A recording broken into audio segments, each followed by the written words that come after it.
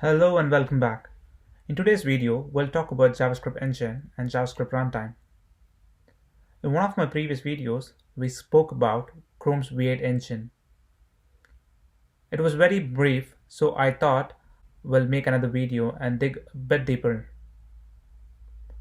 We'll start with the parser, which receives JavaScript files. The parser creates nodes based on the tokens. With these nodes, it creates an abstract syntax tree, or you can call it an AST. Next, interpreter or ignition in Chrome's V8 engine. The interpreter walks through the AST and generates bytecode based on the information that AST contains. Once the bytecode has been generated fully, the AST is deleted and memory is cleared. Although bytecode is fast, it can be faster. The bytecode is sent to a profiler.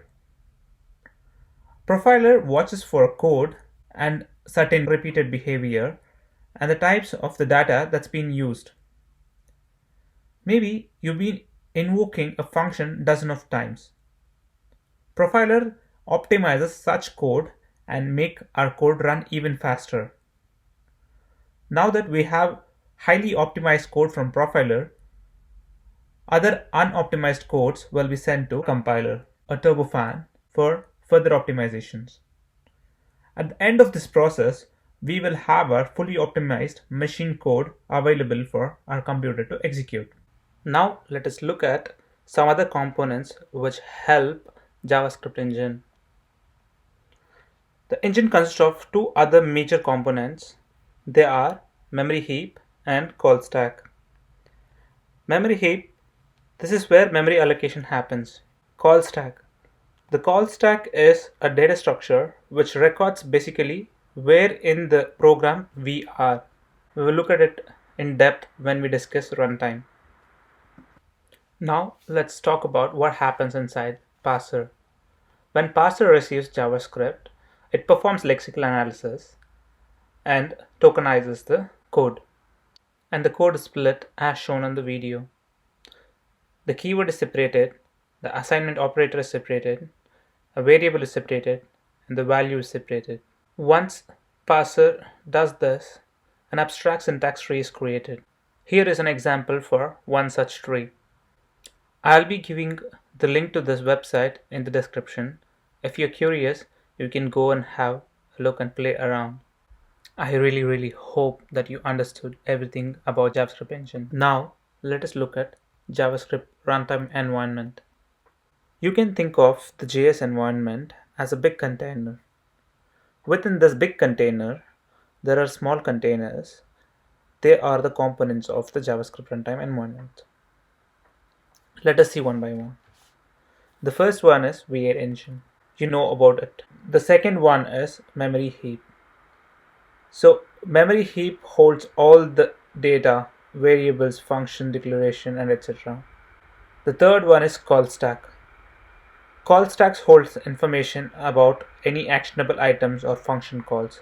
It also tells us where exactly we are in the program. Apart from that, we have Web API containers. The Web API calls that were sent to the Web API container from the stack, like event listeners or time functions, sits there until action like click or time reaches to set time is triggered. In each instance, once an action is triggered, a callback function is sent back to callback queue. Let me show you some available event listeners and time functions on the Chrome browser. So if you go to console and type window, you will be able to see all the available web APIs or time functions and event listeners.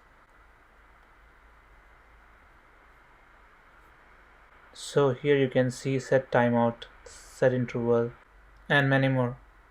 That's it for this container. Let's look at the next one. Now let's look at callback queue. The callback queue will store all the callback functions in order which they received. It will wait until the stack is completely empty.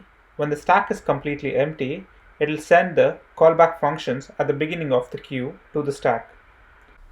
Now you might ask yourself, how does the queue know whether the stack is empty or not?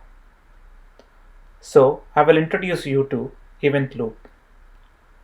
Event loop constantly look at the stack and the queue and check if the stack is empty. If at all the stack is empty, it will inform the queue that it is empty and it's available to pick up new tasks. Hence, callback queue can post the messages into the stack for the action. Now let us look event loop in action. So here we first have a button click event and then followed by a console log statement. Then we have a set timeout event and again we have one console log event. Just observe what happens when code runs. When the click button function is triggered, there is one event which is sent to Web API container. Then the console log event is triggered. After that, a set timeout function is triggered, and you can see that on the Web API, and sent to callback queue. Once stack is empty, event loop pushes the messages into stack. I hope you understood everything about JavaScript runtime environment. Hope you like the content too. If you like this content, please give me a thumbs up and subscribe to my channel. In the next video, I'll be talking about execution context and lexical environments. Hope to see you soon. Till then, take care.